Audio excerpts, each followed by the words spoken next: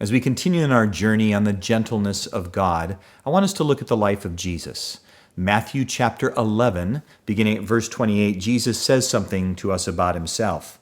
"Come to me, all who labor and are heavy laden, and I will give you rest.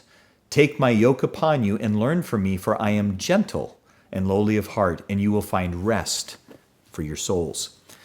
The gentleness of Jesus. Look, when we talk about gentleness, sometimes we don't really know what it is. And I want to define it a little bit because we see it in Jesus.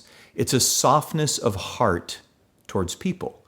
It's a sensitivity of kind of recognizing where people are at around us. And it's also a desire not to harm, but to rather bring good. That's gentleness. And when we see Jesus, we see it in his life, right from the very beginning all through the Gospels.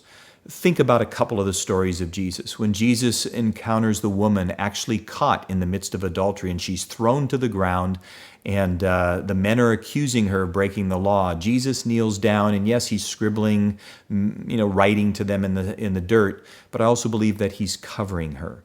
And in his gentleness, he said, "Woman, who's accusing you here? Go and sin no more." And there's a gentle response to a dramatic event. I think of Jesus' response to Peter, who had denied that he even knew him 3 times. And when Jesus sees him, at the end of the book of John, he says to him 3 times, "Peter, do you love me?"